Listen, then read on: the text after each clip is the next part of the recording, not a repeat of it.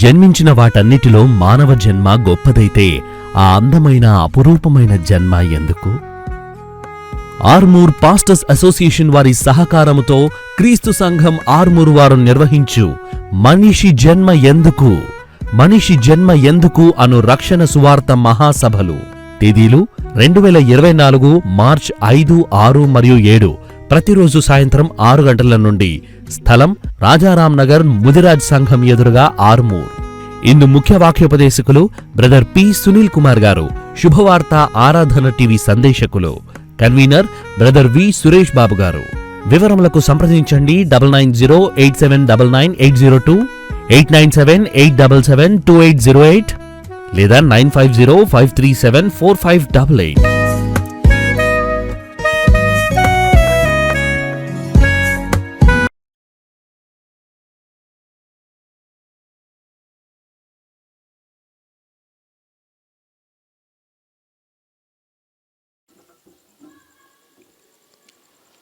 మహాకృపయు కనికరము కలిగిన మా కన్న తండ్రి, ఘనమైన ఉన్నతమైన నీ నామమునకు స్తుతులు స్తోత్రములు చెల్లిస్తున్నాం.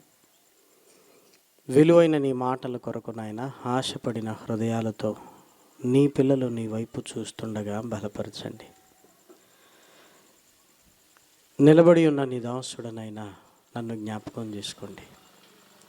శక్తి కలిగిన నీ మాటలు చెప్పగలిగే సామర్థ్యాన్ని అనుగ్రహించండి. వినుచున్న నీ పిల్లలకు వివేచనను అనుగ్రహిస్తూ సత్యాన్ని మా హృదయంలోనైనా స్థిరపరిచి మమ్మల్ని అందరినీ బలపరచండి.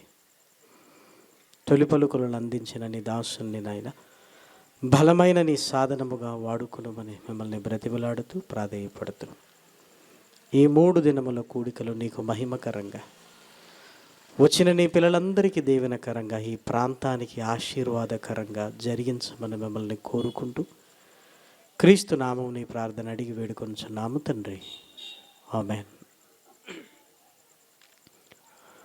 ప్రేమన దేవుని వారలారా, దేవుని మహాకృపను బట్టి, ఆయన ఉన్నతమైన ప్రేమను బట్టి పరలోకమందున్న కన్న తండ్రిని స్తుతిస్తూ క్రీస్తు పేర కృతజ్ఞతాస్తుతులు చెల్లించుచున్నాను. వేదికను అలంకరించిన దైవదాసులకును సభాధ్యక్షులకును దేవుని పిల్లలైన మీ అందరికీ కూడా క్రీస్తు పేర శుభములు వందనములు తెలియజేసుకుంటూ, తొలి పలుకులలో మనం విన్నట్టు మనిషి ఎన్నో ప్రశ్నలు వేసుకున్నాడు, ఎన్నో ప్రశ్నలు పుస్తకాలలో రాసుకున్నాడు.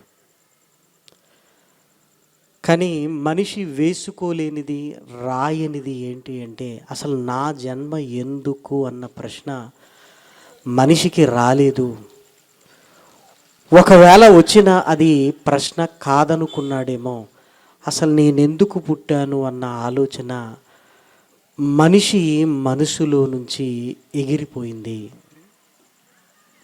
ఒకవేళ ఈ ప్రశ్న మనిషికి వచ్చేదుంటే మరలా ప్రశ్నించి చెప్పవలసిన అవసరత లేదు. ప్రేమన వారలారా, ఏమంటే ఇది మాకు తెలుసు కదండి అని సమాజం భావించేది ఈరోజు మరలా మనిషి జన్మ ఎందుకు అని ఎందుకు ప్రశ్నిస్తున్నాం అంటే, అసలు నా జన్మ ఎందుకో తెలియని మనిషికి మరొకసారి ఆలోచించు అని జీవ గ్రంథాన్ని మనిషి కళ్ళ ముందుకు తీసుకొచ్చే ప్రయత్నం ఇది.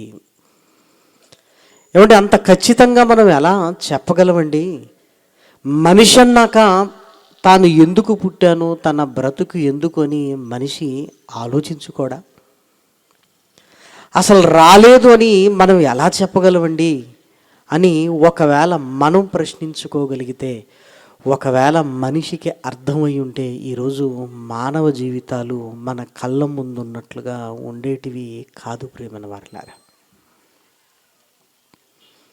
పరీక్షలు జరుగుతున్నాయి, రిజల్ట్స్ వస్తాయో లేదో, రిజల్ట్స్ వచ్చిన ఆ రోజే ఆత్మహత్యలు జరిగిపోతూ ఉంటాయి. ప్రేమన వారలారా, 7th క్లాసు ఫెయిల్ అయిపోయిన కుర్రోడు ఆత్మహత్యే, 10th క్లాస్ ఫెయిల్ అయిపోయిన పిల్లలు ఆత్మహత్యే, ఇంటర్మీడియట్ ఫెయిల్ అయిన పిల్లలు ఆత్మహత్యలే. ఇప్పుడు మీరు ఆలోచించండి, అసలు ఈ జన్మ ఎందుకో వారికి అర్థమై ఉంటే అర్ధాంతరంగా తల్లిదండ్రులకు కన్నీటిని మిగిల్చి ఆత్మహత్య పేరుతో శ్మశానానికి వెళతారా? ఏదో వారి పుట్టుక 10వ తరగతి పాస్ అవ్వడానికే, ఇంటర్మీడియట్ పాస్ అవ్వటానికే, లేదంటే ఈ ఉద్యోగాన్ని చెయ్యడానికే అనుకుంటున్నారు గనుక అది రాకపోయేసరికి నా జీవితం ఎందుకు అని ఈరోజు ఆత్మహత్యల పేరుతో ఫ్యాన్లకు వేలాడుతున్న పసి హృదయాలు మనం చూస్తున్నాం ప్రేమన వారలారా. అర్థం కాలేదు గనుకనే చావాలి అనుకున్నాడు ప్రేమన వారలారా.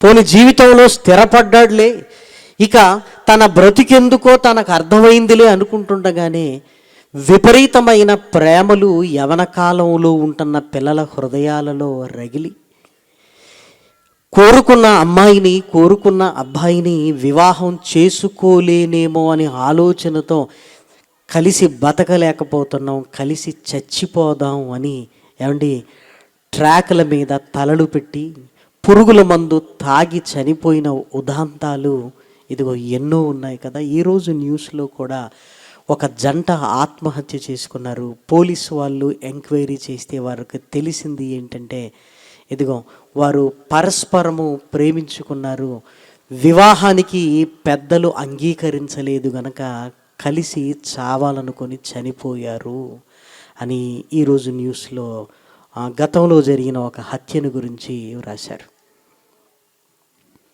అంటే ఈ జీవితం ఏదో కోరుకున్న అమ్మాయిని వివాహం చేసుకోవాలి, ఒకవేళ అది జరగకపోతే అసలు నా బ్రతికెందుకు అని కన్నా తల్లిదండ్రులను విస్మరించి తన బ్రతుకును అర్ధాంతంగా ముగించుకుంటున్నాడు అంటే తన జన్మ ఎందుకో తనకు తెలిస్తే ఇలా చేయగలడా? యవన కాలంలో దేహ దారుఢ్యం కలిగిన పిల్లలు ఎలక్షన్లు అనగానే భుజాల మీద కండువలు వేసుకుంటూ తిరుగుతూ ఎవరి పల్లెకో మొయ్యాలి అనుకుంటున్నారే తప్ప అసలు నన్ను పుట్టించింది ఎవరు, ఆయన కొరకు నేనేం చెయ్యాలి అన్న ఆలోచన ఒకవేళ వచ్చుంటే ఎవరో కండువలు మొయ్యాల్సిన పరిస్థితి మనకి ఎందుకు వచ్చేది ప్రియమైన వారలారా? వాళ్ళేదో గెలిచిన తర్వాత మనకు మేలు చేస్తారని ఊహించుకుంటున్నాం, కానీ తల్లి గర్భంలో నిన్ను నన్ను నిర్మించి కంటికి రెప్పవలే ఇప్పటి వరకు కాపాడుతున్న ఆయన నన్నెందుకు ఈ భూమి మీదికి పంపాడని అర్థమైతే ఏమండి మనుషుల వెంట వారి పల్లకీలు మోసుకుంటూ తిరిగేవారమా చెప్పండి? వ్యాపారం వ్యాపారం అని చివరికి చచ్చిపోతున్నారు. డబ్బు డబ్బు డబ్బు అని ఆ డబ్బు మాయలో పిచ్చోళ్ళు అయిపోతున్న వారు బోళ్ళంతమందిని మనం చూస్తున్నాం. ఎందుకు అసలు మనిషి ఇలా మారిపోయాడంటే తన జన్మ ఎందుకో తనకు తెలియదు. వివాహం జరిగింది, అత్తవారింట్లో అడుగు పెట్టగానే కష్టాలు ఆమెను పలకరించాయి.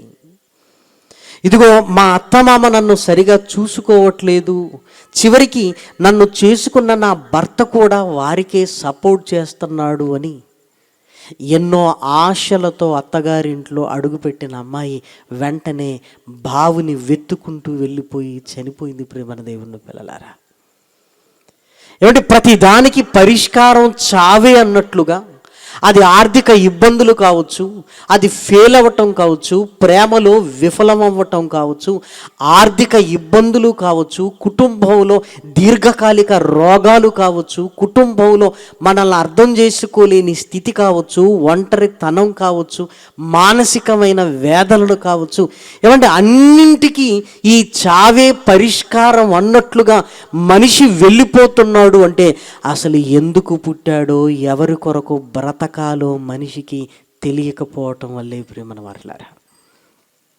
అందులో సందేహం లేదు.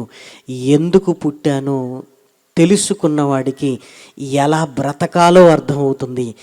ఎలా బ్రతకాలో అర్థమైన వాడు చావు కొరకు ఎదురు చూస్తాడే తప్ప తనను తాను చంపుకోడు. ప్రియమైన దేవుని పిల్లలారా, చాలా కాలం క్రిందట ఒక కోటీశ్వరుడు ఒక పెద్ద మాల్ కట్టాడు, సూపర్ మార్కెట్, అన్ని వస్తువులు అందులో పెట్టి పెద్ద మాల్, హైపర్ మార్కెట్ లాంటిది. విదేశాలలో దుబాయ్ లాంటి దేశాలలో అన్ని వస్తువులు ఒకే ప్రాంతంలో దొరికే హైపర్ మార్కెట్లు ఉంటాయి. అలాంటి చాలా విశాలంగా పెద్దది కట్టాడు. అన్నీ ఉన్నాయి అందులో. ఎలక్ట్రానిక్ వస్తువులు ఉన్నవి, మనకు కావలసిన కూరగాయలు ఉన్నవి, మాంసాహారాలు ఉన్నవి, ఇదిగో ఫర్నిచర్స్ ఉన్నవి. ఇక ఇది లేదు అనడానికి వీలు లేనటువంటి చాలా విశాలమైనది, పెద్దది. అక్కడికి వెళితే డబ్బులు ఉండాలి, కానీ కావలసినవన్నీ ఒకే దగ్గర కొనుక్కునేటట్లుగా, ఈవెన్ ఉల్లిగడ్డలతో మొదలుకుంటే పెద్ద పెద్ద ఎలక్ట్రానిక్ వస్తువులన్నింటినీ ఏమంటే చక్కగా అందులో అమర్చాడు. చాలా కోట్లు ఖర్చు పెట్టాడు. దాని ఓపెనింగ్ సమయం దగ్గర పడింది. రేపు ఓపెనింగ్ అనగానే సిబ్బంది అందరూ వచ్చారు. చాలామంది ఉన్నారు. అట్టహాసంగా, ఆర్భాటంగా రిబ్బన్ కట్ చేశాడు. రిబ్బన్ కట్ చేసిన తర్వాత మొట్టమొదటిగా దానిలోనికి ఎవరైనా అడుగు పెట్టాలి అని ఆ యజమానుడు, కోటీశ్వరుడైన యజమానుడు ఆలోచించి ముందుగా ఏం చేశాడంటే ఒక ఆవును లోపలికి పంపించేశాడు. ప్రేమన వారలారా, ఆ ఆవు వెళ్ళింది, అంతా తిరిగింది. తనకు కావలసిన ఆహారము, కూరగాయలను కడుపు నిండా తిని బయటకు వచ్చేసింది. ప్రేమన వారలారా, ఆ తర్వాత ఒక కుక్కను పంపించేశాడు. కుక్క కూడా బెరుకుగా వెళ్ళింది, అన్నీ చూసింది. తనకిష్టమైన మాంసాహారాన్ని తిని బయటకు వచ్చేసిందంటే. ఇక్కడ చాలామంది ఉన్నారు కదా, ఇదిగో మీలో ఒకరిని లోపలికి పంపుతాను, మీకంటూ ఆంక్షలు ఏమీ లేవని లాటరీలో ఒక పేరు తీయగానే ఒకటి పేరు వచ్చింది, ఇదిగో నువ్వు లోపలికి వెళ్ళు అన్నాడు. వాడు సంతోషంతో, పట్టలేనంత ఆనందంతో లోపలికి వెళ్ళాడు. అందరూ వాడిని చూస్తూ అసలు ఎంత లక్కీ ఛాన్స్ కొట్టేశాడు వీడు, ఎంత అదృష్టవంతుడు, అసలు వీడు ఏం పట్టుకొస్తాడో అన్నట్లుగా అందరు బయట ఎదురు చూస్తూ ఉన్నారు. గంట అయింది రాలేదు, 2 గంటలైంది రాలేదు, 3 గంటలైంది రాలేదు, 4 గంటలైంది రాలేదు. ఏమంటే ఇన్ని వస్తువులు ఉండేసరికి లేట్ అయిపోతుందేమో అనుకున్నారు. 6 గంటలైంది కూడా రాలేదు. చీకటి పడే సమయం అవుతుంది. ఇక షాపు క్లోజ్ చేయాలి కదా, అసలు ఇతడు ఏం చేస్తున్నాడో చూడండి అని యజమానుడు ఒక 2-3 లోపలికి పంపించారు. అందరూ వెతుక్కుంటూ లోపలికి వెళ్ళారు. లోపలికి వెళ్ళగానే ఉదయాన్నే 10 గంటలకు వచ్చాడో ఆ వచ్చిన వ్యక్తిని చూసేసరికి ఆశ్చర్యపోయాడు. వాడు ఏం చేశాడంటే ఒక మూల కూర్చొని ఉన్నాడు. ప్రేమన వారలారా, వాడు ఒక మూలకు కూర్చొని ఉన్నాడు.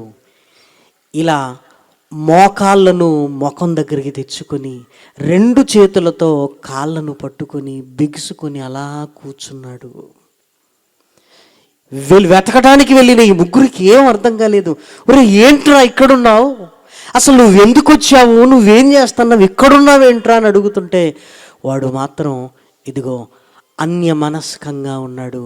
వాణ్ణి లేబట్టి అసలు ఏమైందిరా నీకు, ఏమైంది అంటే వాడికి మతి స్థిమితము కోల్పోయాడు. ప్రేమన దేవుని పిల్లలారా, మతి స్థిమితం కోల్పోయాడు. వాడి చేతిలో ఏమీ లేదు. ఒరే ఏమైందిరా అని అడుగుతున్నారు. కానీ వాడు మన మనస్సులో వాడు లేడు, మన స్పృహలో వాడు లేడు. వాడిని ఊపి నీళ్లు కొట్టి కాస్త నీళ్లు తాగించి ఏంట్రా అనేసరికి వాడు ఏం చెప్పాడో తెలుసా, నేను లోపలికి వచ్చిన తర్వాత, ఇవన్నీ చూసిన తర్వాత నాకేం కావాలో నాకే అర్థం కాలేదు, నేనేం తీసుకెళ్లాలో నాకే అర్థం కాలేదు. ఎందుకంటే ఇటువైపు చూస్తున్నప్పుడు ఖరీదైన వస్తువులు కనపడుతున్నాయి, ఇటువైపు చూస్తున్నప్పుడు బంగారం కనపడుతుంది, అటువైపు చూస్తున్నప్పుడు ఇదిగో వజ్రాలు కనపడుతున్నాయి, అటువైపు చూసినప్పుడు నా ఇంటి అవసరాలు కనపడుతున్నాయి, ఇటువైపు చూస్తున్నప్పుడు నా పిల్లల అవసరాలు కనపడుతున్నాయి, ఇటువైపు చూస్తున్నప్పుడు ఇదిగో బోలెడన్ని వస్తువులు. జీవితంలో ఒక్కసారైనా ఇలాంటిది వినియోగించుకోవాలని నేను అనుకున్న వస్తువులు బోలెడన్ని కనపడుతున్నాయి. ఇవన్నీ చూసిన తర్వాత వాడికి ఏమైందంటే ఏం తీసుకెళ్లాలో వాడికే అర్థం కాక పిచ్చోడైపోయాడు ప్రేమన వారలారా. చూసారా, ఒక ఆవు వెళ్ళింది, తనకు అవసరమైన కడుపు నింపుకునే కూరగాయలు తీసుకొని బయటకు వచ్చేసింది ప్రేమన వారలారా. దానికి ఇంకా వేటితో పని లేదు. ఒక కుక్క వెళ్ళింది, దానికి ఇష్టమైన మాంసాన్ని కడుపు నిండా తిన్నది, మిగిలినవన్నీ నాకు అవసరం లేదని బయటకు వచ్చాడు. కానీ మనిషి చూసారా, మనిషికి ఏంటంటే వాడికి ఏం కావాలో వాడికే తెలియదు ప్రేమన దేవుని పిల్లలారా. వాడికి ఏం కావాలో వాడికే తెలియదు. అన్నీ చూస్తున్నాడు, ఇది కావాలి, ఇది కావాలి, ఇది కావాలి, ఇది కావాలి అని అన్నీ చూస్తూ చూస్తూ ఉండేసరికి ఇదిగో నాకేం కావాలో నాకే అర్థం కాని స్థితిలో బిగుసిపోయి అక్కడ కూర్చున్నాడు ప్రేమన దేవుని పిల్లలారా. బిగుసుకుపోయి కూర్చున్నాడు. ఆశ్చర్యపోయాడు ప్రేమన దేవుని పిల్లలారా. ఇది ఆ ఒక్కడిదే కాదు ప్రేమన దేవుని పిల్లలారా. పరలోకమందున్న కన్న తండ్రి ఈ విశాల విశ్వాన్ని కలిగించి కావలసినవన్నీ ఈ భూమి మీద పెట్టి నిన్ను నన్ను ఇదిగో ఈ హైపర్ మార్కెట్లోనికి పంపించాడు ప్రేమన దేవుని పిల్లలారా. ఇక్కడికి వచ్చాం. ఇక్కడికి వచ్చిన తర్వాత మనకేం కావాలో మనకే అర్థం కావట్లేదు. అసలు నేను ఎందుకు పుట్టాను, నేను ఎవరి కోసం బతకాలి, నేను చనిపోయిన తర్వాత నా జీవితం ఏంటి అని ఏమండి మనిషికి ఆలోచన రావట్లేదు. కళ్ళ ముందున్న ఈ వస్తువులను చూసి వాడు లోపల ఎలా పిచ్చోడైపోయాడో మనం కూడా ఈ భూమి మీదకి వచ్చి కళ్ళ ముందున్న వస్తువులన్నీ చూసి ఏం చెయ్యాలో అర్థం కాక పిచ్చి పట్టినట్లుగా బతుకుతున్నాం ప్రేమన వారలారా. అందులో అనుమానం ఏమీ లేదు ప్రేమన వారలారా. ఆలోచించండి, ఒక లాయర్ని చూసామనుకోండి మనకేమనిపిస్తుంది తెలుసా? నేను లాయర్ని అయితే బాగుండు అనిపిస్తుంది. ఒక పోలీస్ ఆఫీసర్ని చూసామనుకోండి మరలేమనుకుంటాం? నేను పోలీస్ ఆఫీసర్ని అయితే బాగుండు అనుకుంటాం. ఒక డాక్టర్ని చూసామనుకోండి నేను డాక్టర్ని అయిపోతే బాగుండు అనుకుంటాం.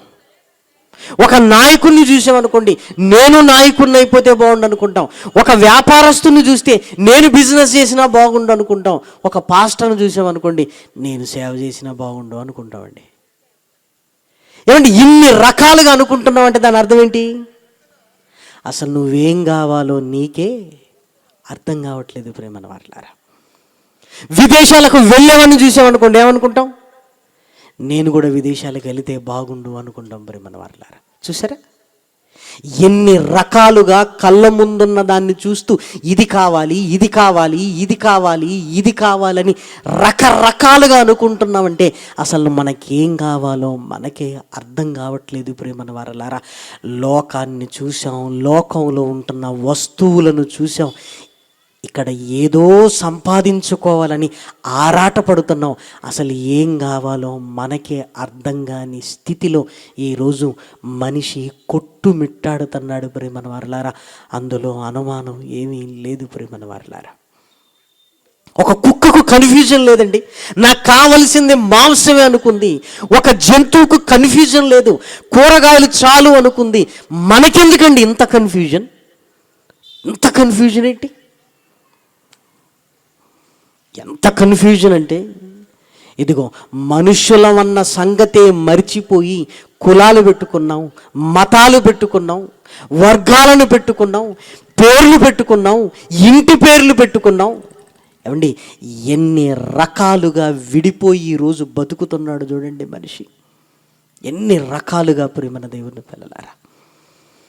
అసలు నేను ఎందుకు ఈ భూమి మీదకి వచ్చాను, నేను ఎందుకు బ్రతకాలి, అసలు ఈ భూమి మీద నాకేం కావాలి, నాకేం కావాలి, నేను చనిపోయిన తర్వాత నేనేమైపోతున్నాను అన్న ఆలోచన మనిషికి రాక అన్ని కోరికలు తీరుతున్నప్పుడు బతకాలన్న ఆలోచన కోరికలు తీరకపోయేసరికి ఈ బ్రతుకెందుకు అని ఆలోచించటం లేదు, వెంటనే చావులోనికి మనిషి వెళ్ళిపోతున్నాడు ప్రేమన దేవుని పిల్లలారా.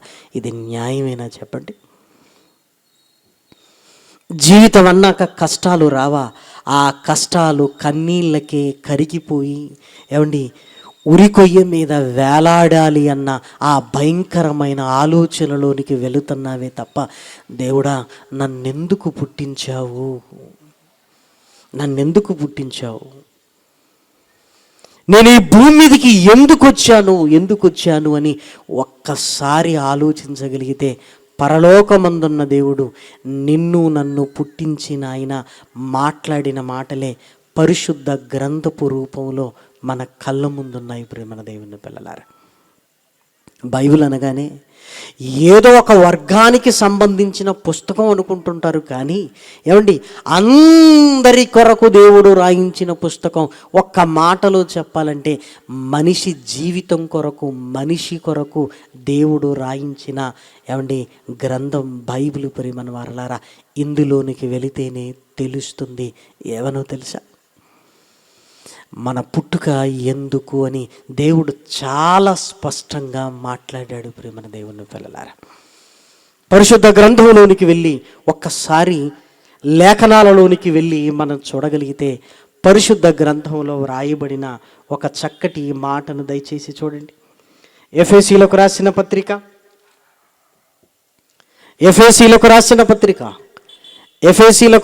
పత్రిక మొదటి అధ్యాయము 11వ వచనాన్ని దయచేసి చూడండి.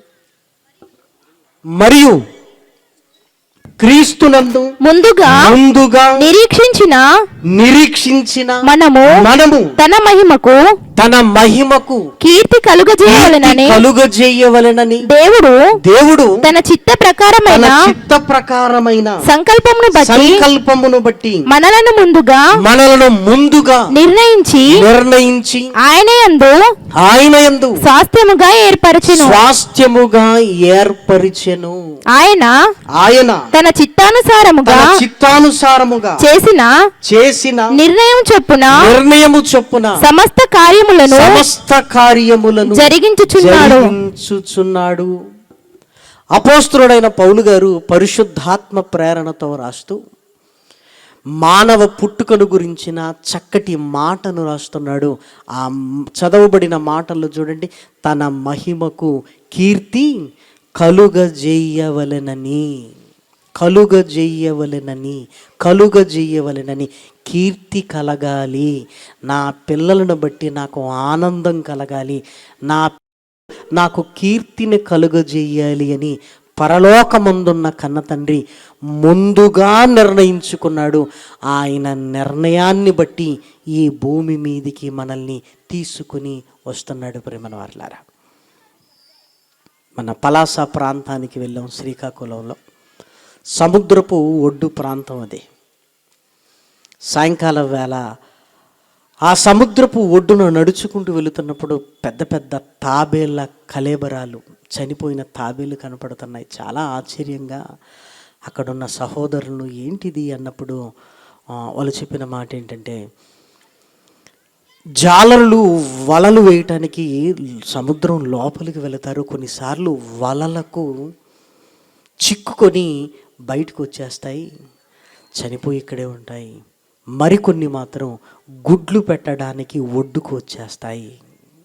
తాబేలు గుడ్లు పెడుతుంది. ఈ ఒడ్డుకు వచ్చి ఈ సముద్రపు ఇసుక తిన్నెలలో అంటే తవ్వి గుడ్లు పెడుతుంది. సుమారు 70 నుంచి 80 గుడ్లను పెడుతుంది. పెట్టిన తర్వాత అది మరలా సముద్రంలోనికి వెళుతుంది. అలా గుడ్లు పెట్టడానికి వచ్చినప్పుడు నక్కలు వాటిని చంపేస్తాయి. అలా చనిపోయి ఉండొచ్చు కొన్ని అన్నప్పుడు, మరి గుడ్లు ఎలా పిల్లలవుతాయి ఏంటి అన్నప్పుడు, ఆ గుడ్లు ఇదిగో కొన్ని రోజుల తర్వాత పిల్లలవుతాయి. అవి చాలా చిన్నగా ఉంటాయి అని ఆశ్చర్యకరమైన సంగతి ఏంటి అని వాళ్ళు చెప్పినది ఏంటి అంటే, ఆ చిన్న తాబేలు పిల్లలు అన్నీ మరలా సముద్రం వైపు వెళ్ళిపోతాయి అని చెప్పారు. అసలు వెనకాల ఒక సముద్రం ఉందని, ఆ సముద్రంలోనే మాకు బతుకుంది అని, సముద్రంలోనికే మేము వెళ్ళాలని వాటికి ఎలా తెలుసు అన్నప్పుడు వాళ్ళు కూడా ఏమన్నా అన్ని సముద్రంలోనికే వెళతాయి. చాలా ఆశ్చర్యం వేసింది ప్రేమన వాళ్ళారా. మరి పొరపాటున ఏదో బయటికి ఏది రాదు, అన్ని సముద్రంలోనికే వెళతాయి. ఆ తాబేలు పిల్లలు ఎలా ఉంటాయండి? ఈ బొటన వేలులో సగం ఉంటాయి ప్రేమన వారలారా, చిన్నవి. అవి మరల భవిష్యత్తును వెతుక్కుంటూ సముద్రంలోనికే వెళ్ళిపోతాయి ప్రేమన దేవుని పిల్లలారా. ఏమంటే కంగారు అని చిన్నప్పటి నుంచి మనం నేర్చుకుంటాం. ఆస్ట్రేలియాలో ఉండే ఒక జీవి. ఏమంటే అది పిల్లల్ని కనిన తర్వాత పిల్లలకు ఒక సంచి లాంటి నిర్మాణం తన పొట్టను ఆనుకొని ఉంటుంది ప్రేమన వారలారా. పిల్లలను కనిన తర్వాత తల్లి ఆ సంచిలోనికి పిల్లల్నేమి వెయ్యదు ప్రేమన వారలారా. ఇదిగో పిల్లలే వెతుక్కుంటూ ఆ సంచిలోనికి వెళతాయి ప్రేమన వారలారా. ఎలా తెలుసండి? ఎలా తెలుసు అసలు ఈ సంచిలోనే మేము ఉండాలి, ఈ సంచిలో ఉంటేనే మాకు భద్రత, ఈ సంచిలోనే ఉంటేనే మాకు జీవితం ఉంది అని ఆ చిన్న వాటికి ఎలా తెలిసి ప్రతి జీవి ఆ సంచిలోనికే వెళ్ళి క్షేమంగా ఉంటుంది? ఎలా తెలుసు అసలు? మీరు ఆలోచించండి. మన కళ్ళ ముందున్న జంతువులు అనబడుతున్న మనకంటే చిన్నవి, మాటలాడలేనివి, ఆలోచించలేనివి, ఇదిగో వాటి భవిష్యత్తును వెతుక్కుంటూ కొన్ని సముద్రంలోనికి వెళుతున్నాయి, కొన్ని తల్లి నిర్మాణములో సంచిలోనికి వెళుతున్నాయి ప్రేమన వారలారా. మరి మనిషి ప్రేమన దేవుని పిల్లలారా, నన్ను కన్నా నా దేవుడు ఎక్కడున్నాడు, అసలు దేవుడు నన్ను ఎందుకు పుట్టించాడు అని మనిషి దేవుణ్ణి వెతుకులాడే పనిలో ఏమైనా ఉన్నాడా? ఏమండి, నాకు దేవుడు ఎవరో కావాలండి. అసలు దేవుడు ఎక్కడుంటాడండి, అసలు నన్ను ఎందుకు ఈ భూమి మీదకి పంపించాడండి అని నా బ్రతుకంతా నా దేవుడు నిర్ణయించిందే.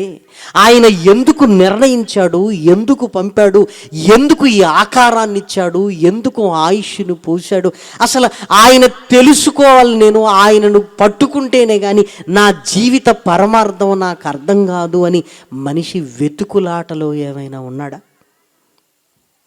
పోనీ వెతకాలా వద్దా అని లేఖనాలలో చూడగలిగితే దేవుడు ఖచ్చితంగా, ఒరే నాయన, పుట్టించిన నన్ను వెతికితేనే కానీ నీ జన్మ ఎందుకో నీకు అర్థం కాదు అంటున్నాడండి ఆయన.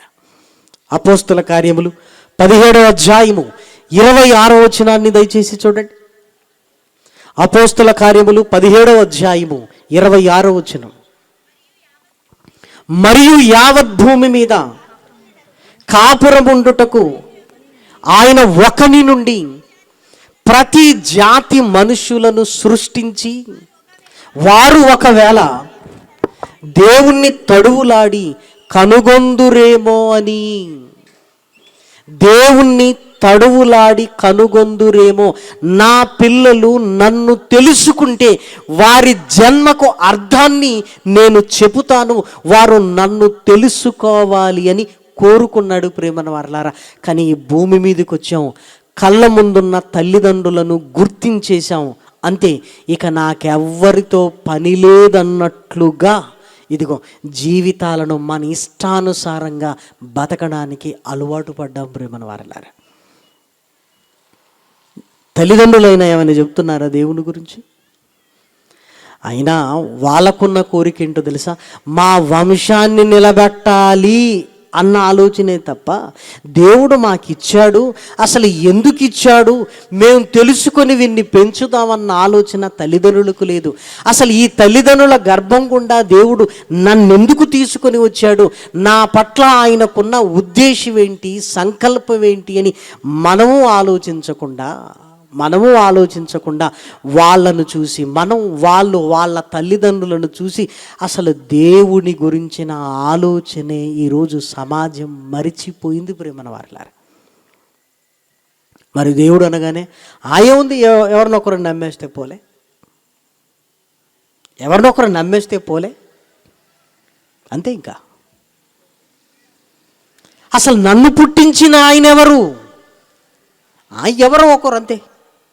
ఎంత తేలికగా ఈరోజు మనుషులు తీసుకున్నారో చూసారా? ఎంత తేలికగా. ఎవరైతే ఏంటండి, ఎవరైతే ఏంటి,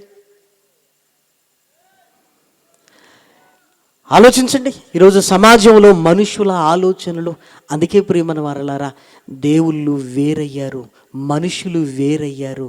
ఏమంటే మనుషుల ఆలోచనలు వేరయ్యారు. కలిసి ఉండాల్సిన మనిషి ఈరోజు విభేదాలతో మనిషిని ద్వేషించుకునే పరిస్థితులు ఈరోజు సమాజంలోనికి వచ్చాయి. ప్రియమైన దేవుని పిల్లలారా, ఏమంటే పుట్టగానే నీ తల్లిని తెలుసుకున్నావు కదా, పుట్టగానే నీ తండ్రిని తెలుసుకున్నావు కదా, మరి నీ దేవుని దగ్గరికి రాగానే ఎంత ఆలస్యమైంది ఏంటి? మీరు ఆలోచించండి. అమ్మ మనకు జన్మనిచ్చిన తర్వాత చచ్చిన శవంలా పడిపోయి ఉంటుంది ప్రియమైన దేవుని పిల్లలారా. అప్పుడు పుట్టిన నిన్ను తల్లి దగ్గరికి తీసుకొని రాగానే ఈవిడే మా అమ్మ అని క్షణాలలో గుర్తుపట్టి అమ్మ వెచ్చదనాన్ని జీవితాంతం గుర్తుంచుకునే మనకు, నాన్న కొన్ని దినాలు ఎత్తుకోగానే మా నాన్నని గుర్తుపట్టిన మనకు, ఏమండి నా దేవుడు ఎవరు, నన్ను పుట్టించింది ఎవరు అని ఎప్పటికీ ఆలోచన రావట్లేదు. చూసారా? ఎప్పటికీ. శాశ్వత ప్రేమ టీవీ కార్యక్రమాలు ప్రసారం అవుతున్నాయి, మీ అందరికీ తెలుసు. ఒక వృద్ధుడు ఫోన్ చేసి మాట్లాడుతున్నాడు, అయ్యా ఇదిగో నాకు 65 సంవత్సరాలయ్యా, 65 సంవత్సరాలలో నా ఉద్యోగం, నా భార్య, నా పిల్లలు, నా సంపాదన, ఇదిగో ఇంకా సంపాదించాలి, నా పిల్లల్ని సెటిల్ చేయాలి, ఇదే ఆరాటపడ్డానయ్యా. ఇదిగో 65 ఏళ్ళు నా పిల్లలకు పెళ్ళిళ్ళు అయిపోయాయి. ఇప్పుడు నాకు అనిపిస్తుందయ్యా, అసలు నా జీవిత కాలంలో నేను దేవుడి కొరకు ఏం చేశాను, అసలు ఆయన నన్నెందుకు పుట్టించాడు, నేనేం చేశాను అని ఇప్పుడు వస్తున్నాయ్యా ఆ ప్రశ్నలు. ఆ ప్రశ్నలకు సమాధానం చెప్పుకోలేకపోతున్నానయ్యా, నేను చెప్పుకోలేకపోతున్నాను. ఇల్లు కట్టుకున్నాను, ఒకరోజు ఇల్లు కట్టినందుకు ఎంత ఆనందం అంటే అంత ఆనందం. ఈరోజు అదే ఇంట్లో ఉన్న నాకు ఆ ఇల్లు ఆనందాన్ని ఇవ్వట్లేదు. ఒకరోజు నా పిల్లలు ఎదిగి వాళ్ళు విజయాలు సాధిస్తుంటే తండ్రిగా నాకు ఇంతకంటే ఏం కావాలనుకున్న నేను, వాళ్ళకు వివాహాలై వాళ్ళకు పిల్లలైపోయిన తర్వాత నాకు ఇప్పుడు ఆనందం అనిపించట్లేదు. ఎందుకంటే వాళ్ళ బతుకులు వాళ్ళు బతుకుతున్నారు. నా జీవిత భాగస్వామి నన్ను విడిచిపెట్టి వెళ్ళిపోయింది. ఎవరు వెళ్ళిపోయినా నా భార్య నాకు ఉంది కదా నన్ను చూసుకోవడానికంటే, నాకంటే ముందే వెళ్ళిపోయింది. 65 ఏళ్ళు దాటుతున్న నాకు ఇప్పుడు ఏమనిపిస్తుందో తెలుసా, అసలు నేను ఎందుకు పుట్టాను అన్న ఆలోచన ఇప్పుడిప్పుడు వస్తుందయ్యా నాకు. నాకెవరు ఈ ప్రశ్న వెయ్యలేదయ్యా. నేను చదువుకున్నప్పుడు నా టీచర్లు, ఒరే నువ్వు డాక్టర్ కావాలి, ఇంజనీర్ కావాలరా, నువ్వు బాగా సంపాదించాలనేసరికి లక్ష్యాన్ని పెట్టుకొని చదువుకున్నాను.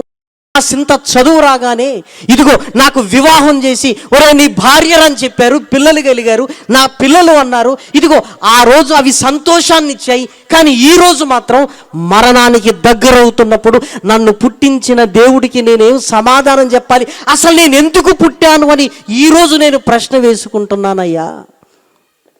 ఈరోజు బైబిల్ చదువుతున్నానయ్యా. నేను తెలుసుకునేసరికి నా జీవితమే అయిపోయింది కదయ్యా. 65 ఏళ్ళు కదా, రోగాలు మీద పడ్డాయి, కాలు బయట పెట్టలేకపోతున్నాను. ఇదే ఓ 20 ఏళ్ల క్రితం నేను ఆలోచించుంటే ఎంత బాగుండేదనిపిస్తుంది అని 65 ఏళ్ళ ఆయన ఆరాట పడుతున్నాడు. మన దేవుని పిల్లలారా, చూసారా? కొంతమందికి చచ్చిపోయేంత వరకు కూడా తెలియదు ప్రియమైన వారలారా ఎందుకు పుట్టారో. చచ్చిపోయేంత వరకు తెలియదు ప్రియమైన వారలారా. ఎంత విడ్డూరం అండి. 60, 70, 80 సంవత్సరాల ఆయుష్ ఇస్తే ఎందుకు పుట్టావో తెలుసుకోకుండానే చచ్చిపోతున్నావా? పోనీ దేవుడు 2 రోజులు ఇచ్చాడా మనకి? కాదే, 40 ఏళ్ళు, 50 ఏళ్ళు, 60 ఏళ్ళు, 60 ఏళ్ళ ఆయుష్ కాలంలో మరి నన్ను ఎందుకు పుట్టాడు అన్న ఆలోచన రాకుండా మనం బతుకుతున్నామంటే దేవుడే లేడనుకున్నావా? లేకపోతే నేను నమ్మిందే దేవుడులే అనుకున్నావా? చెప్పండి ప్రియమైన దేవుని పిల్లలారా, మానవ సమాజం ఎందుకు దూరంగా బతుకుతుందో, ఎంత దూరంగా బతుకుతుందో చూడండి. రోగాలు మీద పడిపోయి అప్పుడు దేవుడా దేవుడా అని అప్పుడు వెతుకుతున్నావేంటి? ప్రతి జాతి మనుషులను సృష్టించి వారు ఒకవేళ తడువులాడి నన్ను కనుగొందురేమో, నేనున్నానన్న సంగతి తెలుసుకుంటారేమో. ఎందుకు? నన్ను తెలుసుకుంటే వారి జన్మకు అర్థాన్ని నేను చెబుతాను. నన్ను తెలుసుకోవాలి అన్నారు. ఏమండి, భూగర్భంలోనికి వెళ్ళాడు. ఎక్కడ బొగ్గు గనులు ఉన్నాయో తెలంగాణ ప్రాంతంలో అన్నింటినీ వెలికి తీసి కుప్పలుగా పోసుకుంటున్నాడు. ఏమండి, దీని లోతుల్లోనికి వెళ్ళాడే. అంతరిక్షంలో చంద్రమండలం మీదకి మనుషులను పంపాలనుకుంటున్నారు. చంద్రమండలం మీదకి మేము వెళ్తాం అని మొన్ననే ఒక 4 ముందుకు వచ్చేసారు. వాళ్ళకు ట్రైనింగ్ కూడా పూర్తయిపోతుంది. చివరికి చంద్రమండలం మీద అడుగు పెట్టాలనుకుంటున్నావు, కానీ అసలు నువ్వు నేను భూమి మీద ఎందుకు అడుగు పెట్టావో ముందు ఆలోచించు. ఇక్కడ ఎందుకు అడుగు పెట్టావు? తల్లి గర్భంలో ఎందుకు 9 నెలలు ఆకారాన్ని పోశాడు? ఎందుకు ఆయుష్నిచ్చాడు? ఎందుకు ఈ భూమి మీదికి పంపించాడు? నీ కొరకు నా కొరకు ఈ విశాలమైన ప్రకృతిని దేవుడు ఎందుకు కలిగించాడు? ఎందుకు? కనబడుతున్న ఆకాశాన్ని చూడండి. నువ్వు నేను చేయగలమా? లేదే. మరి ఇంత ఆకాశాన్ని కలిగించి ఈ నేల మీద మనల్ని పెట్టి, ఒరే నాయన, ఆకాశం వైపు నువ్వు చూస్తే నా ఉనికి నీకు తెలియాలరా అని కోటాను కోట్ల నక్షత్రాలను ఆకాశంలో పెట్టి, ఇదిగో భూమిని పండింపజేస్తూ, ఆకలిని తీరుస్తూ, గాలిని ప్రపంచంలో తిప్పుతూ, భూమిని తిప్పుతూ, ఏమండి ఇన్ని జరుగుతున్నాయి మనిషి ప్రమేయం లేకుండానే. మరి ఇవన్నీ దేవుడే చేస్తున్నాడు కదా. ఆ దేవుడు ఎవరు అన్న ఆలోచన రావాలి కదా ప్రియమైన వారలారా. చూడండి, అపోస్తలుడైన పౌలు గారు అపోస్తల కార్యములో వ్రాసిన చక్కటి మాటను దయచేసి చూడండి. అపోస్తల కార్యములు 14వ అధ్యాయము, అపోస్తల కార్యములు 14వ అధ్యాయము 17వ వచనం. అయినను ఆయన ఆకాశము నుండి మీకు వర్షమును ఫలవంతములైన ఋతువులను దయచేయుచు ఆహారమును అనుగ్రహించుచు ఉల్లాసముతో మీ హృదయములను నింపుచు మేలు చేయుట చేత తన్ను గూర్చి సాక్ష్యము లేకుండా చేయలేదని బిగ్గరగా చెప్పెను.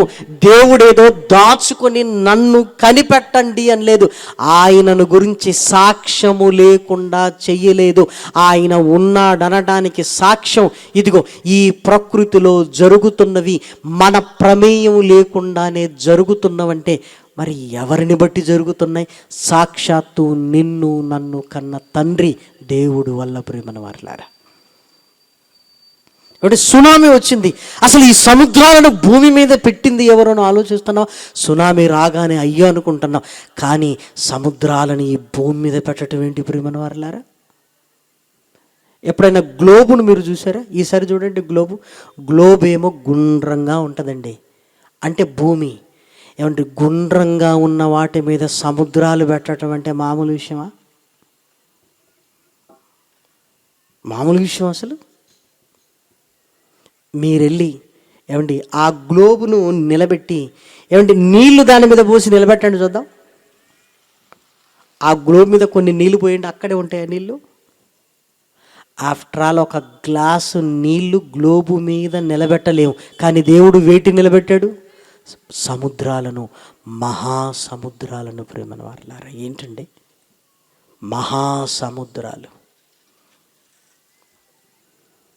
మహాసముద్రాలు గుండ్రగా ఉంటున్న భూమి చుట్టూ ఉన్నవంటే మీరు ఆలోచించండి. దేవుడు ఎంత గొప్పవాడు ప్రేమన వారలారా. ఇదిగో ఆ కనబడుతున్న ఆకాశాన్ని విశాలపరిచాడు ఆయన. అది ఎంత విశాలంగా ఉంటుందో తెలుసా? కనబడుతున్న ఆకాశం ఎటువైపు చూసినా అటువైపు వంగుందేమో అన్నట్లుగా ఉండే ఆకాశాన్ని చూడండి. దాన్ని విశాలపరిచి కోట్ల నక్షత్రాలను కనబడేటట్టుగా పెట్టాడు ఆయన. ఏమండి, మనం ఉంటున్న ఈ నేలకు దేవుడు పెట్టిన నక్షత్రానికి ఎంత దూరమో తెలుసా? కొన్ని వందల కోట్ల కాంతి సంవత్సరాల దూరం. విషయం చెప్పమంటారా? ఇదిగో మీరు అల్లంత దూరాన కూర్చుంటే నా కంటికి కనపడట్లేదు, ఇంకా కాస్త దూరం కూర్చుంటే కనబడరు. మరి ఎక్కడో కోటాను కోట్ల సంవత్సరాల కాంతి సంవత్సరాల దూరంలో ఉన్నవి నీ కంటికి నా కంటికి కనబడుతున్నాయంటే నువ్వు ఆలోచించు. అసలు ఏంటి అసలు వాటికున్న దూరాన్ని బట్టి అసలు మన కంటికే కనిపించొద్దు, కానీ అన్ని కోట్ల కాంతి సంవత్సరాల దూరంలో ఉన్నవన్నీ కంటికి కనబడేటట్లుగా చేశాడు, నేలను పండేటట్టుగా చేశాడు. భూమి మీద ఉంటున్న అన్ని ప్రాంతాలలో ఆయా పంటనిస్తూ ఉన్నాడు. ప్రేమన వరలారా, ఒక్కొక్కసారి ఆశ్చర్యం వేస్తుంది ప్రేమన దేవుని పిల్లలారా. ఖతర్ దేశానికి వెళ్ళినప్పుడు రైస్ వండుతున్నప్పుడు ఎర్లీ స్టేజ్లో నేను వెళ్ళినప్పుడు ఇక్కడ కూడా రైస్ దొరుకుతాయి తమ్ముడు అనగానే వెంటనే బ్యాగ్ తీసి చూపిస్తున్నాడు. దాని మీద JGL అని ఉంది. జగిత్యాల రైస్ అన్న అంటున్నాడు. ఎంత ఆశ్చర్యం వేసిందంటే, జగిత్యాల ప్రాంతంలో ఏ రైతు పండించాడో, అవి ఎలా ప్యాక్ చేయబడ్డాయో, ఎలా సముద్ర ప్రయాణంలో నెలలు ప్రయాణం చేసి అక్కడుంటున్న మన వాళ్ళకి కడుపు నింపుతున్నాయంటే పండింది అక్కడ. అసలు ఏంటి అసలు కదా? ఈరోజు మన ఇంట్లో తింటున్న బియ్యం ఎక్కడ పండాయో మీకు తెలుసు? అసలు ఎక్కడో పండినవి నీ కంటి ముందుకు తీసుకొని వస్తున్నాడు. ఎందుకో తెలుసా? నిన్ను బలపరచడానికి. ఒకే కాలం ఉంటే ఏమండి, ఆ కాలంలో విసిగెత్తిపోతామని వెంటనే 3 నెలలకొకసారి కాలాన్ని మారుస్తున్నాడు. ఏమంటే 6 నెలలు చలికాలమే అన్నాడు అనుకోండి, చలికాలం అయిపోయిన తర్వాత కూడా వణుకుతూనే ఉందో మనం అలవాటైపోయి చలికాలం అయిపోయిన తర్వాత కూడా వణుకుతూనే ఉందో. ఇదిగో ఆ చలిలో నుంచి మండు టెండల్లోనికి వెళుతున్నాం. ఇప్పుడు కాస్త ప్రశాంతంగా ఉంది. ఇంకొక నెల అయిపోయిన తర్వాత ఏ ఫేర్ అండ్ లవ్లీ వాడకుండానే మొఖాలన్నీ ఎర్రగా అయిపోతాయండి. ఎందుకు చెప్పండి? చెమటలకు తుడిచి పైతోలంతా పోద్దండి. ఇంకా ఫేర్ అండ్ లవ్లీలతో పనే లేదు. ఎవరిని చూసినా ఎలా ఉంటుందో తెలుసండి, బా ఏంట్రా ఇలా మారిపోయావు, తుడిచి ఎండలు. తర్వాత వెంటనే వర్షాకాలం. కాలాలను అనుగ్రహిస్తూ, ఋతువులను రప్పిస్తూ, ఆహారాన్ని ఇస్తూ, ఇదిగో మన కొరకు ఆయన ఎన్ని జరిగిస్తున్నాడు. ఇవన్నీ ఎందుకు జరిగిస్తున్నాడో తెలుసా? నేనున్నాననటానికి ఇవన్నీ సాక్ష్యం. నేను ఉన్నాననడానికి ఇవన్నీ సాక్ష్యం అన్నాడు. ప్రేమను వరలారా, చూడండి మరలా ఆ మాట. అపోస్తుల కార్యములు 14వ అధ్యాయము 17వ వచనం. ఆయనను ఆకాశము నుండి మీకు వర్షమును ఫలవంతములైన ఋతువులను దయచేయుచు, ఆహారమును అనుగ్రహించుచు, ఉల్లాసముతో మీ హృదయములను నింపుచు, మేలు చేయుట చేత తన్ను గూర్చి సాక్ష్యము లేకుండా చెయ్యలేదని బిగ్గరగా చెప్పెను.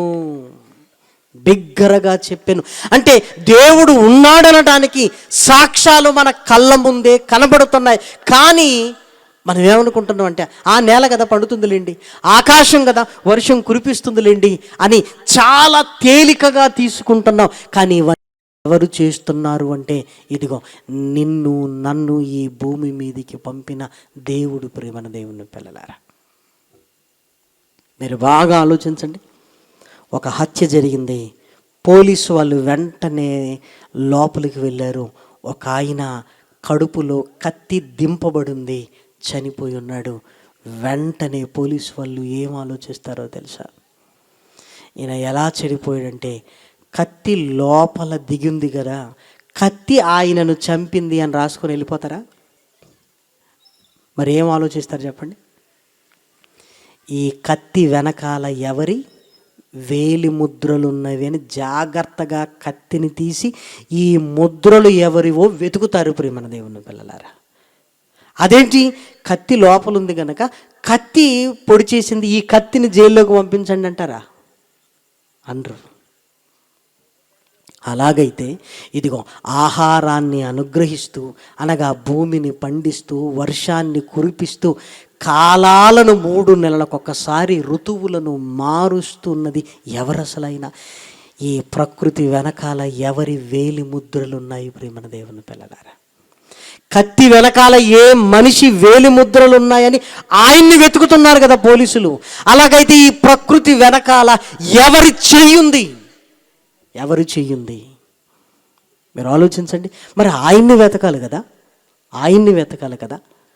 ఈ ప్రకృతిని కలిగించిన ఆయన, నిన్ను నన్ను పుట్టించిన ఆయన, నీకు నాకు ఆకారాన్ని ఇచ్చిన ఆయన, నీ కొరకు నా కొరకు ఈ నేలను పండిస్తున్న ఆయన, ఈ నేల మీద నన్ను నిన్ను నిలిపిన ఆయనను గురించి కదా మనం ఆలోచించాల్సిందే.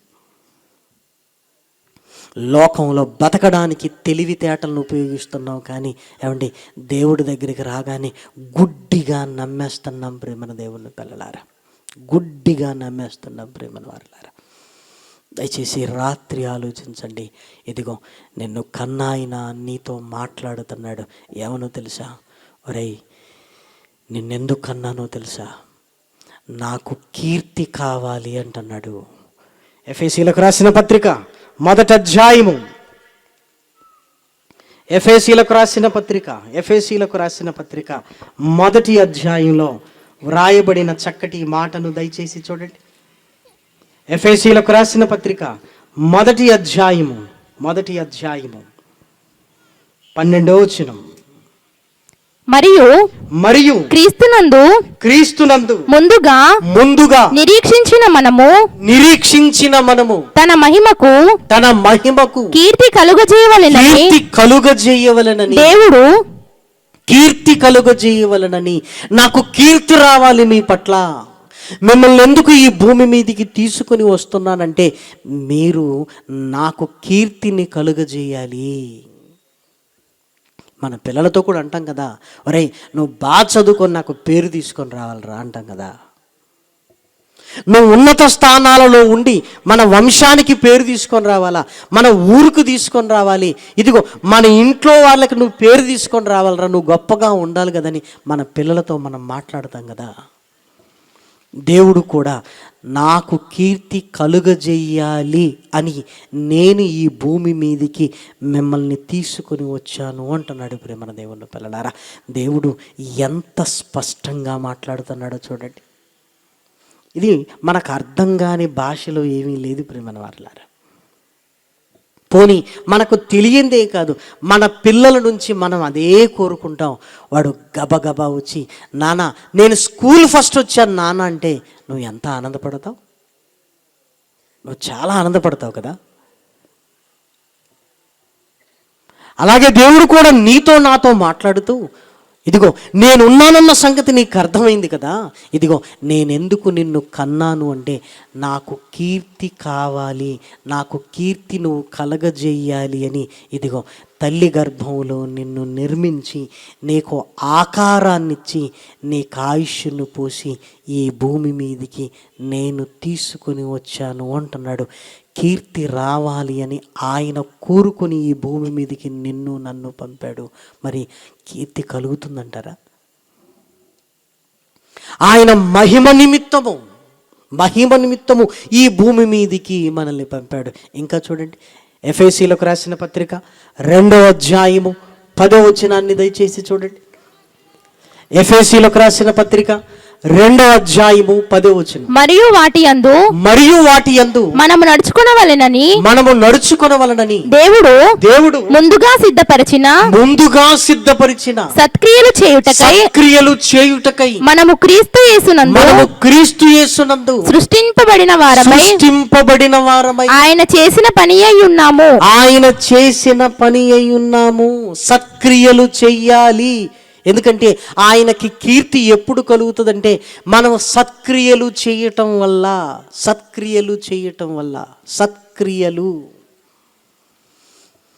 పిల్లల వల్ల మనకెప్పుడు పేరు కలుగుతుంది మీరు ఆలోచించండి. వాడు ఉద్యోగాన్ని సంపాదించటం వల్ల, క్లాస్లో ఫస్ట్ రావటం వల్ల. దేవుడు కూడా ఏమంటున్నాడంటే నాకు కీర్తి కావాలి అన్నాడు. ఎలా కీర్తి అంటే మీరు సత్క్రియలు చేస్తే, సత్క్రియలు చేస్తే నాకు కీర్తి కలుగుతుంది. సత్క్రియలు అంటే మంచి పనులు, మంచి మంచి మంచి పనులు, మంచి పనులు, సత్క్రియలు. కరోనా కాలంలో చాలామంది చేశారు కదా సత్క్రియలు. ఎందుకంటే పనులు లేవు, చాలామంది పేదరికంలో మగ్గిపోతున్నారు, తినడానికి తిండి కూడా లేని పరిస్థితులు, పనులు కూడా లేవు. కాబట్టి కావలసిన నిత్యావసర సరుకులు ఇచ్చారు. ఇచ్చిన వారిని ఏమనుకున్నారో తెలుసా?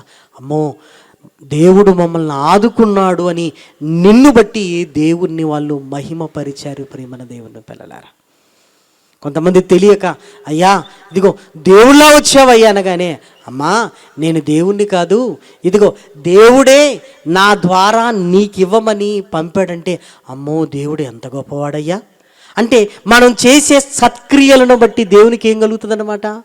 మహిమ కలుగుతుంది, మహిమ కలుగుతుంది. ప్రియమైన దేవుని పిల్లలారా, మహిమ కలుగుతుంది. అదే చెబుతున్నాడు, నాకు కీర్తి కలగజేయాలి. ఆ కీర్తి ఎలా అంటే సత్క్రియల ద్వారా, సత్క్రియల ద్వారా, మంచి పనుల ద్వారా. ప్రియమైన వారలారా, ఏమంటే జక్కయ్యను బట్టి చాలామంది సంతోషించారు. ప్రియమైన వారలారా, యేసుక్రీస్తు జక్కయ్య దగ్గరికి వెళ్ళగానే జక్కయ్య మారిపోయాడు. మారిపోయి ఏం చేశాడంటే తన ఆస్తిలో సగము బీదలకి ఇచ్చేశాడు. ఆ బీదలు తీసుకుంటున్నప్పుడు ఏమనుకున్నారో తెలుసా? అబ్బా యేసుక్రీస్తు ఎంత గొప్పవాడు, జక్కయ్యను మార్చేసరికి జక్కయ్య తనకున్న ఆస్తిలో సగం బీదలమైన మాకు ఇచ్చేశాడు అని జక్కయ్య చేసిన దాన్ని బట్టి ఎవరికి కీర్తి వచ్చింది? యేసుక్రీస్తుకు.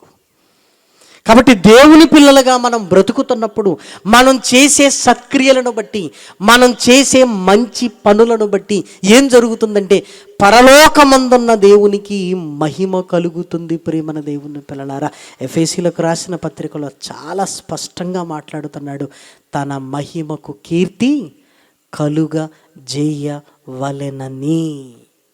అందుకే ఒక్కొక్కరిగా ఈ భూమి మీదికి దేవుడు మనల్ని తీసుకొని వస్తున్నాడు. ప్రేమన దేవుని పిల్లలారా, అలాగైతే నిజంగా ఆలోచించండి, దేవునికి కీర్తి కలుగుతుందా?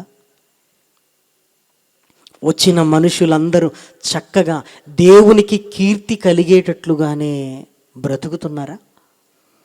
సత్క్రియలలోనే ఉన్నారా? సత్క్రియలలో ఉన్నారా?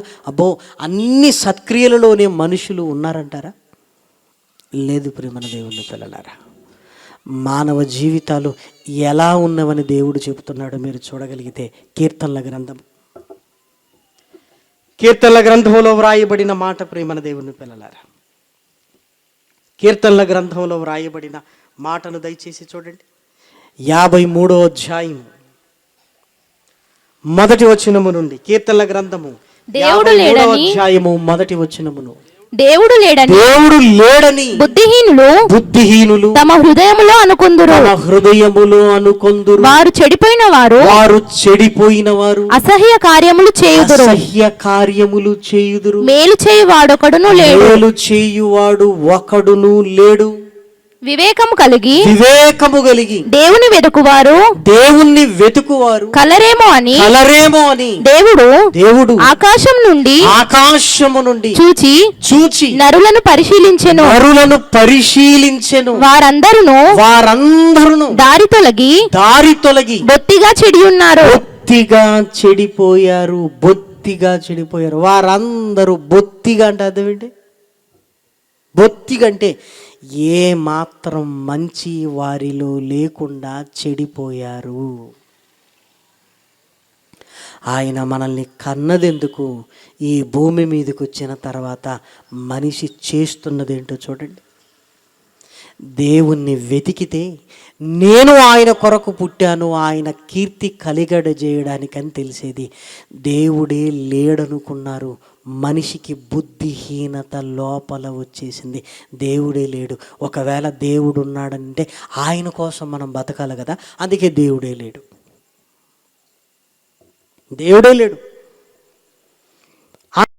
అందరూ అసహ్య కార్యములు చేయువారు అన్నారు. ప్రేమన వారలారా, అంటే మనిషిలో సత్క్రియలు లేవు.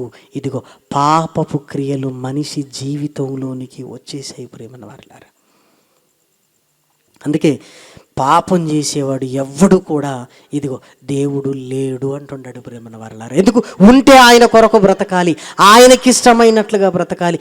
దేవుడు లేడు అనుకుంటే నా ఇష్టానుసారంగా నేను బ్రతకొచ్చు అన్న ఆలోచన మనిషిలో ఉంటుంది. ఇంతకీ మనిషి ఇష్టానుసారంగా మనిషి బతకటం ఏంటి అంటే సత్క్రియలు కాదు, ఇదిగో ఇష్టానుసారంగా చెడిపోవటమే ఈరోజు మనిషికి ఇష్టమైన కార్యాలుగా మారిపోయాయి ప్రేమన వారలారా. ఆలోచించండి, హైదరాబాద్లో ఎలాంటి కల్చర్ వచ్చిందంటే పబ్ కల్చర్ అని వచ్చింది. ఒకరోజు సినిమాలకు వెళితేనే మన పిల్లలు పాడైపోతారేమో అని ఒరే వద్దురా అని సినిమాలకు నుంచి మన పిల్లల్ని కాపాడుకునే పరిస్థితి ఒకప్పుడు ఉండేది. ఇప్పుడు ఏమైపోయారో తెలుసా? డబ్బు ఎక్కువైపోయింది. సినిమాల కంటే 100 రెట్లు ప్రమాదకరమైన డ్రగ్స్కి అలవాటు పడుతున్నారు ప్రేమన దేవుని పిల్లలారా. ఎందుకు అంటే నా జీవితం నా ఇష్టం. మరి దేవుడు లేడు, ఏమి లేదంతే. దేవుడు లేడని బుద్ధిహీనులు తమ హృదయంలో ఉంటారు. ఎందుకు? వీడు చెడిపోయాడు గనుక. ఒకవేళ దేవుడు ఉన్నాడని తెలుసుకున్నాడు అనుకోండి, ఆ దేవుని కొరకు నేను బ్రతకాలంటే ఆయన సత్క్రియలు చేయమంటాడు. ఇదిగో పాపం చేస్తున్న వాడికి మంచిగా బ్రతకమంటే ఎంత భయంకరం కదా. ఈరోజు మనిషికి ఆ పాపమే ఇష్టమైపోయింది ప్రేమన దేవుని పిల్లల, ఇష్టమైపోయింది. ఎంత ఇష్టం అంటే నేను పుట్టిందే ఇదిగో నా కోసం, నేను పుట్టిందే ఇదిగో నా ఇష్టానుసారంగా బతకటం కోసం అని పిల్లల దగ్గర నుంచి ముసలి వాళ్ళ వరకు మనం వింటున్నాం ప్రేమన దేవుని పిల్లలారా. ఏమండి, ఎందుకు తాగుతున్నారండి భార్య అడిగింది అనుకోండి, నా ఇష్టం. మరి దేవుడు ఉంటే ఎంత, లేకపోతే ఎంత. ఇప్పుడు ఉన్నాడు అంటే ఆయన కోసం నేను మారాలి, దీన్ని విడిచిపెట్టాలి. అమ్మో, దీన్ని విడిచిపెడితే నాకు బతికే లేదు అంటే మనిషి దేనికి అంకితం అయిపోయాడంటే తాగడానికే పుట్టినట్లు, తినడానికే పుట్టినట్లు, వ్యభిచరించడానికే పుట్టినట్టు, డబ్బు కోసమే పుట్టినట్లుగా ఈరోజు మనుషులు ఇదిగో ఇది లేకపోతే మాకు బతికెందుకు అనుకుంటున్నారు. కనుకనే ఇదిగో ఆత్మహత్యలలోనికి వెళ్ళి వేలాడుతున్నారు ప్రేమన దేవుని పిల్లలారా. దేవుడు కోరుకున్నదేంటి? ఈరోజు మనిషి చేస్తున్నదేంటి ప్రేమన దేవుని పిల్లలారా? నాకు కీర్తి కలిగించాలి అని ఆయన ఆరాట పడుతున్నాడు. మనిషి ఏమంటున్నాడు? అసలు నువ్వే లేవు, అసలు నీ కోసం నేను బతకటం ఏంటి, అసలు నీ కొరకు నేను బతకటం ఏంటి? మీరు ఆలోచించండి. మొన్న ఒక ప్రాంతానికి సభకు వెళ్ళి ఆ సభకు ఏర్పాట్లు చేస్తున్నప్పుడు ఏం చెప్తారండి అన్నారు. ఏముందండి, మనిషి మంచిగా బ్రతకమని చెప్తాం. ఇదిగో తాగుడు వల్ల కుటుంబాలు రోడ్డున పడుతున్నాయి కదా, తాగొద్దని చెప్తాం. వ్యభిచారం వల్ల భయంకరమైన రోగాలు వచ్చి భార్య పిల్లలకు అన్యాయం చేస్తున్నారు, ఆ వ్యభిచారాన్ని మానవని చెప్తాం, అది తప్పు అని చెప్తాం. ఇదిగో పిల్లలు తల్లిదండ్రులకు లోబడట్లేదు, చాలామంది ఎదురు తిరుగుతున్నారు, ప్రేమలని చెప్పి పారిపోతున్నారు. ఇదిగో రకరకాల వ్యసనాలతో ఉన్నారు. ఈరోజు డ్రగ్స్ అని, పిల్లలు కూడా గంజాయి అని రకరకాల వ్యసనాలతో బాధపడుతుంటారు. అవి తప్పు అని చెప్తాం, అవి తీసుకోవద్దు, మీరు మీ కుటుంబాలతో సంతోషంగా ఉండని చెప్తాం. అంటే ఏమంటున్నా తెలుసా? ఏమంటున్నా? మాకు అవసరం లేదండి, మేము ఇలానే బతుకుతాం, మేము ఇలానే ఉంటామండి, మాకు అవసరం లేదండి, మాకు అవసరం లేదు, ఏం అవసరం లేదు, ఎందుకు అవసరం లేదు? మీరు ఆలోచించండి. నీ పిల్లలు కూడా చెడిపోతుంటే నీకు బాధ కలగట్లేదా? అంటే మనిషిని మంచిగా బతుకురానటమే తప్ప, అంటే ఎన్ని తప్పులు చేసినా తప్పు కాదు. ఈరోజు మనిషిని నువ్వు బాగా బతుకు నాయనా, మంచి చేయరా అని చెప్పటమే తప్ప. మీరు ఆలోచించండి. అలా మాట్లాడుతుండగానే ఒక 4-5 గృహిణులు బయటకు వచ్చి ఏంటి అడిగితే ఈ డిస్కషన్ అంతా వాళ్ళకి చెప్పారు. చెప్పగానే వెంటనే వాళ్ళను గద్దించేశారు. ఒరేయ్, తాగి మీ కుటుంబాలు నాశనం అయ్యాయి, మా కుటుంబాలు నాశనం అయిపోయాయి. ఇదిగో ఆ తాగుడు మానవని చెప్తానంటే చెప్పని రాదండి. నాకు అనిపించింది ఆ కన్నీటి వ్యధ ఆడవాళ్ళకి అర్థమైపోయిందనమాట. పెట్టండి మీరు 4 మంచి మాటలు చెప్పండి. మా పిల్లలు మా మాట వినట్లేదు, ఇదిగో సంపాదన అంతా ఆ తాగుడికి వెళుతున్నారు. 4 మంచి మాటలు చెప్తే ఏమవుతుంది? వాళ్ళు ఎంత బాధపడుతున్నారంటే, ఇదిగో దేవుడి పేరు చెప్పి కూడా తాగుతారయ్యా ఈ దుర్మార్గులు అని చెప్తున్నారు వాళ్ళ కుటుంబ సభ్యులను గురించి. ఏం చెప్తామండి? దేవుని పేరు మీద కూడా మనిషి తాగుతున్నాడంటే వాడు మారతాడా? ఇక జీవము కలిగిన దేవుని మాటలు తెలియక నేనేం చేసినా నన్ను ఏమనకూడదు దేవుడు అన్నట్లుగా ఈరోజు మనిషి ఉన్నాడు. ప్రేమన వారలారా, మనం కూడా అలవాటు పడిపోయాం. తింటారులే, తాగుతారులే అని అలవాటు పడ్డాం. అంటే మనిషి మంచితనాన్ని కోల్పోయి పాపపు ఊబిలోనికి దినదినము దిగజారిపోతున్నాడు. ప్రేమన దేవుని పిల్లలారా, దిగజారిపోతున్నాడు. మనిషి తలంపుల్లోనికి పాపం వచ్చింది, మనిషి దేహంలోనికి పాపం వచ్చింది. మనిషి తన దేహంతో పాపాన్నే జరిగిస్తున్నాడు. ఎందుకోసమా నువ్వు నేను పుట్టింది? ఆలోచించు. ఒక స్కూల్లో నిన్ను జాయిన్ చేసింది ఇందుకోసమేనారా? 0 తెచ్చుకున్నాడు వాడు ఇందుకోసమేనారా? కాదు కదా. నేను దుబాయ్ దేశానికి 4 లక్షలు ఖర్చు పెట్టి పంపించింది ఖాళీ చేతులతో వస్తామన్నారా? కాదు కదా. ఆ అప్పు తీర్పి ప్రయోజకుడివై నువ్వు రావాలనే కదా స్కూలుకు పంపుతున్నది. ప్రతిరోజు తల్లి తెల్లవారుజామున 4 గంటలకు లేచి హడావుడిగా అన్నీ చేసి నిన్ను పంపుతుంది. పట్టుమను 35 మార్కులు తెచ్చుకొని నువ్వు పాస్ అవ్వాలి కదా. మనకే ఇంత ఉన్నప్పుడు ఈ విశాల విశ్వాన్ని కలిగించి ఇదిగో నీ జీవితాన్ని, నా జీవితాన్ని ఈ భూమి మీద పెట్టిన ఆయన నా నుంచి ఏం కోరుకోడా? ఏమంటే నెల ఫీజు కట్టిన తండ్రి నిన్ను నిలదీస్తున్నప్పుడు, ఏమంటే దేవుడు నీకు నాకు ఫీజు కట్టడం కాదు ప్రేమన వారలారా, ఇదిగో ఈ విశాలమైన విశ్వాన్ని కలిగించి నిన్ను నన్ను పెట్టాడు ప్రేమన వారలారా. ఆయన అడగకూడదా? ఒక్కసారి ఆలోచించండి మీరు. ఖచ్చితంగా ఆయన అడుగుతాడు ప్రేమన వారలారా. ఎందుకంటే మన కొరకు ఇన్ని చేశాడు గనక. ఒక తండ్రిగా నువ్వు కొడుకును ఎందుకు అడుగుతున్నావు? ఒరేయ్, నీకు బట్టలు ఇచ్చాను రా, భోజనం పెట్టాను, స్కూల్ ఫీజు కట్టాను, నువ్వు టై అంటే టై, షూ అంటే షూ, నీకు బస్సు ప్రతిరోజు బండి మీద నేనే దింపుతున్నాను కదరా, తెచ్చుకోవాలి కదా, నువ్వు చదవాలి కదా అని తండ్రికే అంత హక్కు ఉన్నప్పుడు జీవాన్నిచ్చి, జీవితాన్నిచ్చి, ఊపిరిని పోసి తల్లి గర్భంలో నీకు ఆకారాన్నిచ్చి ఈ నేల మీదకి వచ్చి నిన్ను కంటికి రెప్పలా కాపాడుతున్న ఆయన నిన్ను అడగకూడదా? ఎందుకురా ఇలా బతుకుతున్నావని? ఏమండి, ఆయనకు అడిగే హక్కు కాదు ప్రేమన వారలారా, అవసరమైతే మనల్ని చంపే హక్కు కూడా ఎవరికి ఉందో తెలుసా? దేవునికి ఉంది. తల్లిదండ్రులకు కొట్టే హక్కు ఉంది దేవునికి. కొట్టే హక్కు మాత్రమే కాదు, ఏముంది? ఈ భూమి మీద నుంచి తీసేసే హక్కు కూడా ఉన్నది ప్రేమన వారలారా. ఏమండి, ఎందుకు తీయాలండి అంటే, నువ్వు నేను ఆయన కొరకు బతకకుండా, పనికి రాకుండా బతుకుతున్నప్పుడు నిన్ను నన్ను తీసేస్తే కనీసం భూమి మీద ఇంకొకడైనా ఆయన కొరకు బతుకుతాడు ప్రేమన వారిలారా. ఇంకొకడైనా ఆయన కోసం బతుకుతాడు కదా. కరోనా కాలంలో చాలామంది వెళ్ళిపోయారు ప్రేమన దేవుని పిల్లలారా. మళ్ళీ కొత్త వాళ్ళు వచ్చారు. విచిత్రం ఏంటో చెప్పమంటారా? కరోనా కాలంలో ఏమండి లక్షల మంది చనిపోయారు. కరోనా తర్వాత మనం విన్నదేంటో తెలుసా? భారతదేశ జనాభా ఎంత అయిందో తెలుసా? కరోనా కాలంలో లక్షల మంది చచ్చిపోయారంటే తగ్గాలా పెరగాల? తగ్గాలి. కానీ ఏమైందో తెలుసా? పెరిగింది. అంటే దాని అర్థం ఏంటి? దాని అర్థం ఏంటంటే వీళ్ళు రాబోతున్నారు అని ఉన్న వాళ్ళని ఏం చేశాడు? తీసేశాడు ప్రేమన వారిలారా. ఎవరిని తీసేశాడు? పనికి రాని వాళ్ళను ఈ భూమి మీద ఉంచకుండా తీసేశాడు ప్రేమన వారిలారా. ఇంకెంతకాలం అని భరించాలి? ఇంకెంతకాలం? 60 ఏళ్ళు, 70 ఏళ్ళు, 20 ఏళ్ళు చూస్తున్నాడు.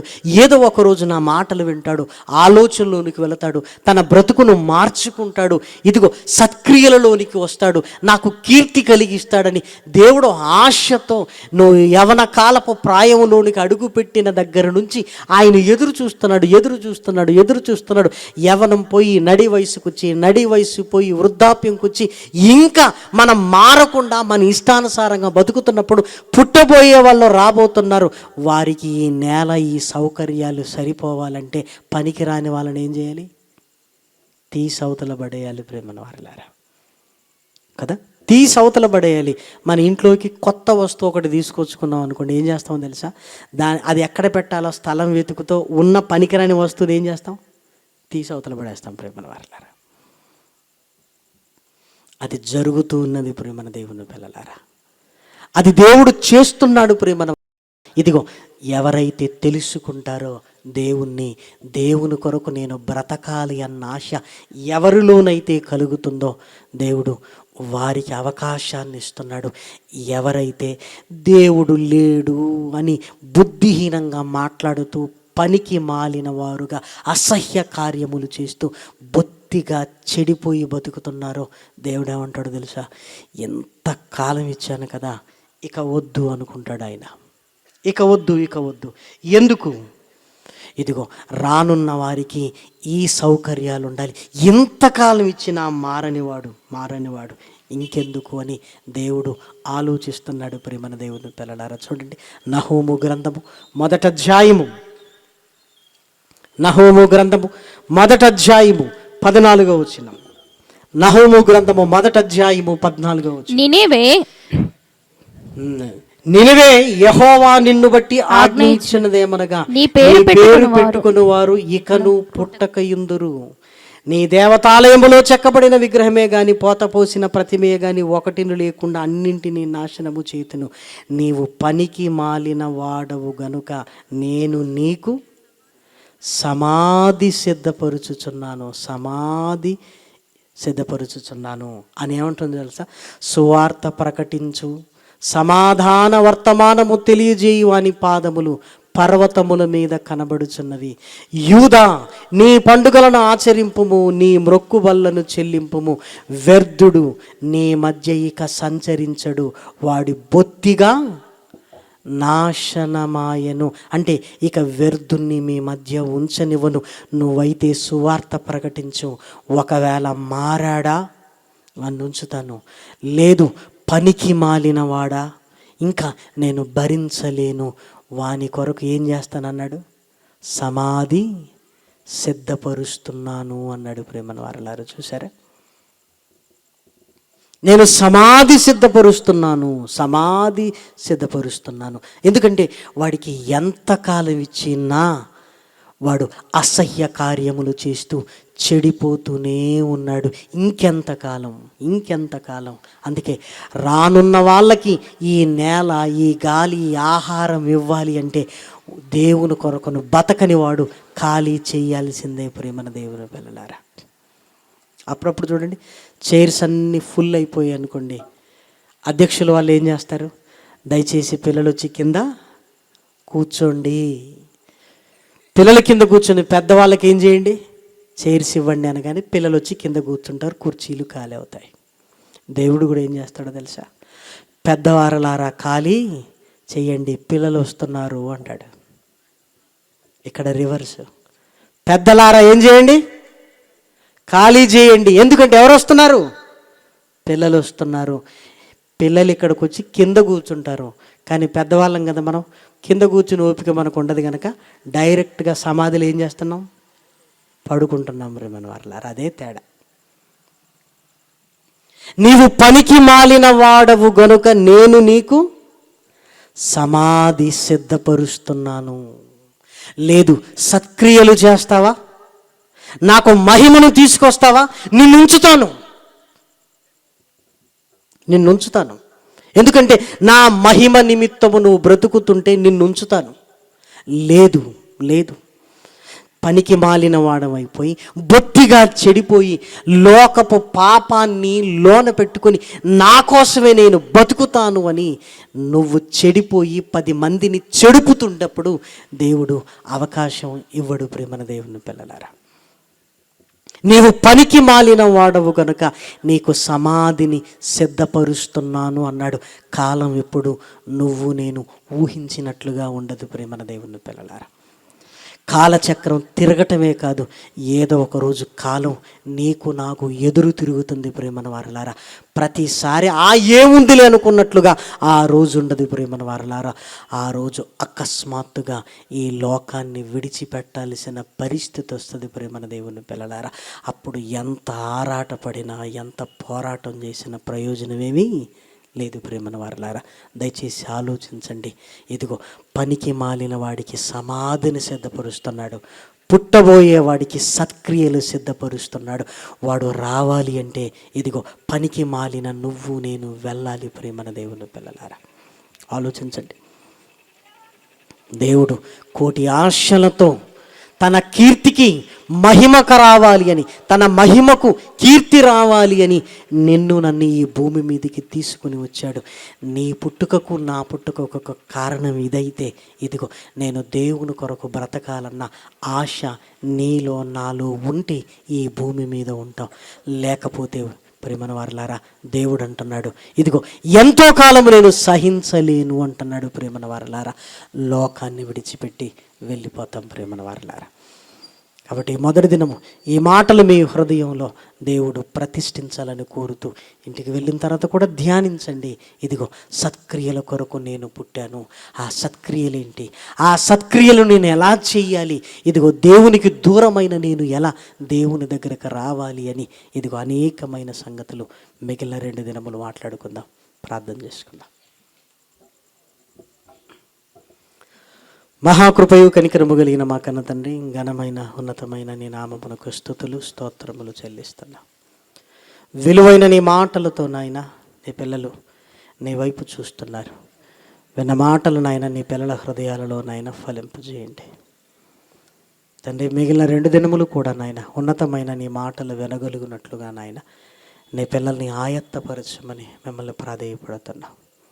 ఈ సభలు నాయన కుటుంబాలకు దీవెనకరంగా నాయన, కష్టపడిన నీ పిల్లలకు సంతోషభరితంగా, సంఘానికి ఆశీర్వాదకరంగా నాయన క్షేమాభివృద్ధిని కలిగించినట్లుగా జరిగించమని మిమ్మల్ని కోరుకుంటూ ఇదిగో నాయన వచ్చిన నీ పిల్లలందరినీ క్షేమంగా వారి గృహాలకు చేర్చండి. రేపటి దినము నాయన చక్కటి సిద్ధపాటును అనుగ్రహించండి తండ్రి. అనారోగ్యంతో బాధపడుతున్న అబ్రహాం గారిని నాయన నీ దాసుని నాయన కృపతో జ్ఞాపకం చేసుకోండి తండ్రి. సంపూర్ణమైన ఆరోగ్యముతో నాయన బలపరచమని మిమ్మల్ని ప్రాధేయపడుతున్నాం తండ్రి. ఆపరేషన్ పూర్తి చేసుకున్న తమ్ముడు ఇమాన్యుయల్ను నాయన జ్ఞాపకం చేసుకోండి. చక్కటి ఆరోగ్యాన్ని అనుగ్రహించండి తండ్రి.